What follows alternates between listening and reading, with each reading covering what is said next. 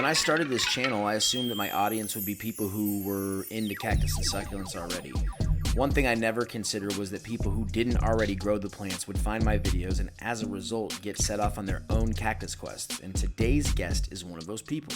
I got a message from him recently after I did my first grow light video of the year, and he was showing me his grow light setup and informed me that he became interested in growing cactus and succulents after discovering my videos. Mind-boggling.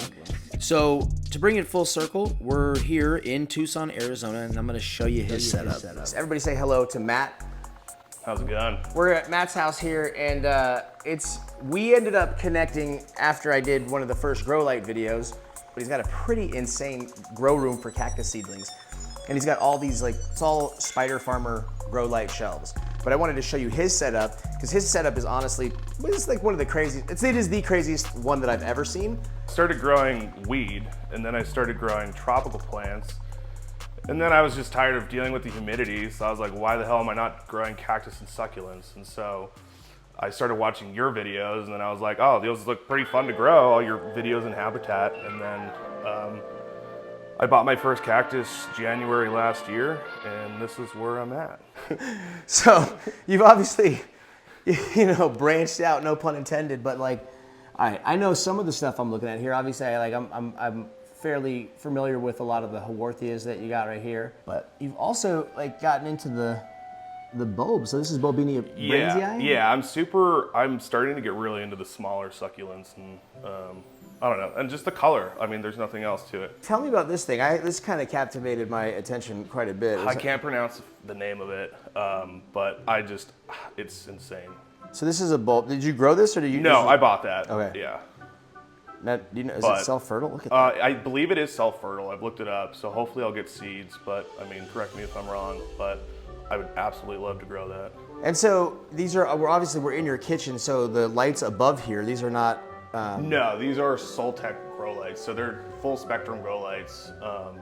And these plants have been here for months, and they love it, so absolutely love it. I gotta say, I'm jealous. I have one room in my house where I've got all my plants and stuff inside where I'm growing, yeah. And I literally have to guard it with my life against my 2- and 3-year-old because they could literally go in there and just, in 2 seconds, yeah, you're done. Ruin me. Yeah. I mean, it'd be horrible, and so. I mean, I had a friend over and his dog jumped on top of the counter. Oh, shit. That was a scary moment. You kind of have like plants all Everywhere. over the place. I mean, Everywhere. like, what's going on? What's going on over here, dude? Yeah, so I had a lot of other plants, but I moved them to a friend's greenhouse. And so these are kind of just projects that I'm doing, grafting, plants that, Hystrix? Yes. Nice. Yeah, no, I just attempted to graft some of it, but I don't know what happened, but it was like an old arm, and I think it was rotting a little bit, and it didn't do so well, but I got a few pieces off of it. So. Nice. Alawatia Montagnacii? I love that thing. Rad. Oh, man. Woo! The little Poa corner? Yeah. So what lights are these? These are the Spider Farmer. I forget which ones they actually are. I've had them forever. But I mean, I love them. Like I said, these are on the lowest setting possible, and these plants are thriving. And so this is like the controls, or? Yeah. So these are the controls, and they're linked up too. There's like a link, so they're all on the same brightness. And then I have a fan, of course, for airflow. You need the airflow, so. Most definitely. Absolutely. Sweet, man. So let's see the seedling room. He's gonna trip out on this, like, honestly. When he sent this to me, my mind was blown. And like the fact that he got into this like just recently is even more impressive, because I basically mimicked what he's doing, just on a much smaller scale for my setup. So yeah, it's a little bit of an addiction. Yeah. So these are the SF6. Yeah, 600. SF600s. Yeah. And you got the shelves. Yeah. And then what are the boxes that you're using here? So these are for shoes. They're from Amazon, and they fit perfectly. I went through a few different options, and these are the best, and they're the best looking in my opinion. So. And so what I mentioned in the video where I mentioned that somebody had sent me some pictures of their grow setup, and they had shade cloth over it. this is the somebody who sent me those pictures. Yeah. So I ended up going out and looking for some of these as well, and I got a little bit of a different box setup, but like really sort of was inspired by Matt here. So what all are you growing in here? Like you have a pretty wide variety. A little bit of everything. A lot of Horotheas, a lot of Gasteria, Copiapoa. I mean everything. Codexes. Yeah. I mean, just, I don't know. Turbinacarpus. It's fun. Stenocactus. Astros. What is that? Tephro-cactus. Wow. How long did it take for the Tephro-cactus to germinate? Oh, man, those have been in there November 14th, 23. Oh, okay. So. Huh. I had a couple of my plants that I pollinated this year actually gave me a couple of fruits from Geometricus. Yeah, yeah. And so I sold some of them, and then I sowed the rest.